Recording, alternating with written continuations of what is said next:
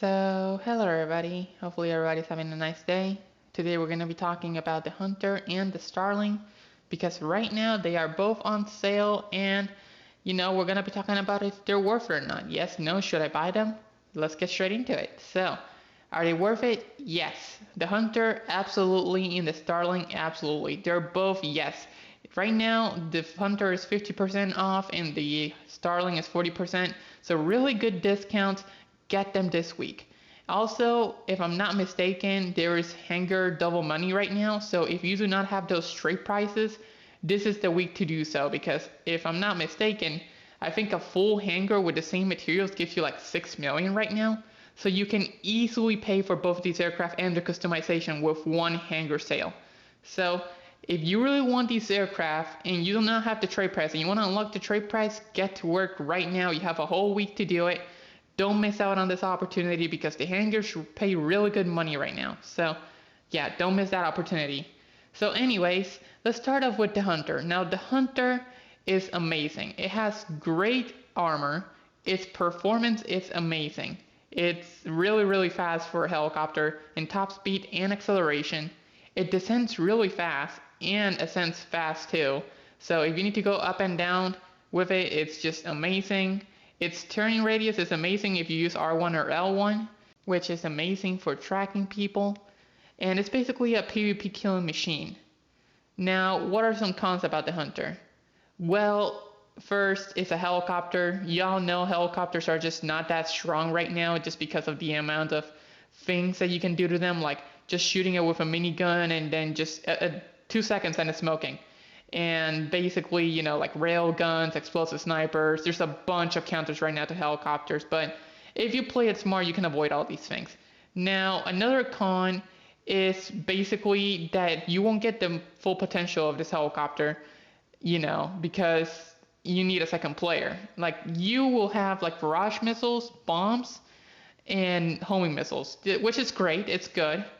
But the thing is that the gunner has an explosive cannon that is amazing for taking out Mark IIs and armor vehicles. Basically what you do with the Mark IIs is that you throw homing missiles to throw it off, and while it's turning around and just trying to avoid the missiles, you can just completely, like the second player can just destroy it completely with the cannon. It just takes one hit, and it's gone, it's over, the Mark II's over. And you can ascend faster than the Mark II, so you can just stay on top of it, just throw a couple missiles at it, and then the gunner can just kill it off. It's super easy. And if it gets along onto you, you have countermeasures as well, which is great. Mark II killing machine, it's just amazing.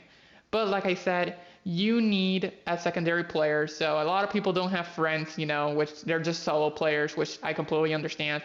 Now, this thing also destroys, like Imani-Tech vehicles really easily. It's amazing at countering that, but you need the gunner for that because, missile long-con jammer, unless you know how to hit your barrage shots.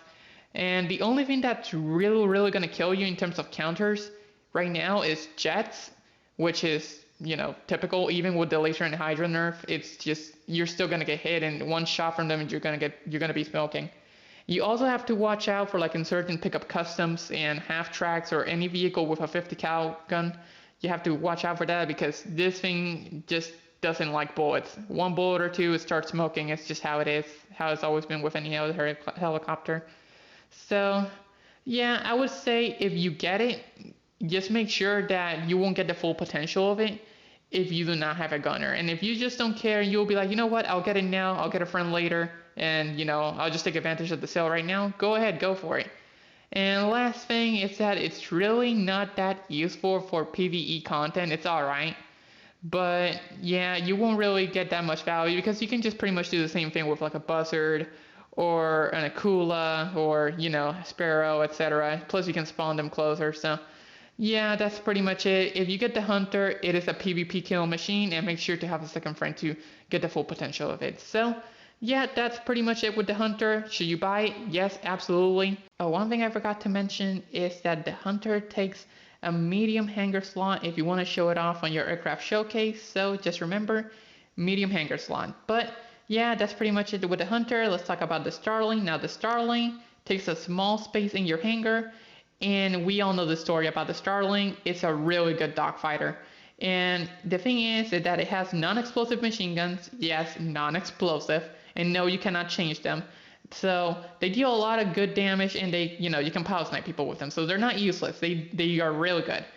But yeah, it also has homing missiles. It also has bombs, just like any other plane, that has bombs, just 50 of them. But yeah, another thing that it has is that it has the boost, which is amazing. That's how it makes its sharp turns and sharp loops, which is great for dogfighting. So it can take on all the dogfighting planes. It can take on the B-11, the Pyro, the Laser, even the Raiju to some extent. The Raiju is the biggest counter to this plane so far. If any Raiju pilot knows what they're doing, they can definitely mess you up, because the Raiju at the moment, it has that bulletproof thing. I don't know if it's a bug or if it's intentional. I really don't know. But it has that bulletproof thing, and the only thing you can really do against a Raiju is basically power snipe it. If you power snipe the Raiju, you should be fine. But if a good Raiju pilot knows what they're doing, like they'll just run away, go in stealth mode, and counterattack you, they can just do that, because when they're getting outturned, what they can do is just run away, and no matter how many homing missiles you throw at it, or even if you use the boost to catch up to it, like, it's just so quick. It's just gonna outrun you no matter what you do, and it's just the biggest counter to this plane. Basically, you're just gonna get surprise attacked, or you can just, try to avoid it and just go to the hangar and switch to another plane. But the Raiju is like the biggest counter to this plane at the moment. And basically any other plane that has non-explosive ammo, so you gotta be careful. But anyways, like, besides the Raiju, any other plane that you see at the moment, this thing can easily take care of. And it's really not that good for PvE content. It's just not gonna help you that much. But for PvP, it really helps.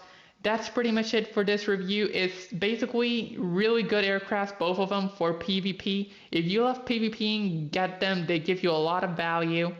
But yeah, hopefully you guys have enjoyed. Hopefully it has helped. And I'll talk to y'all later with the next video or live stream. Bye bye.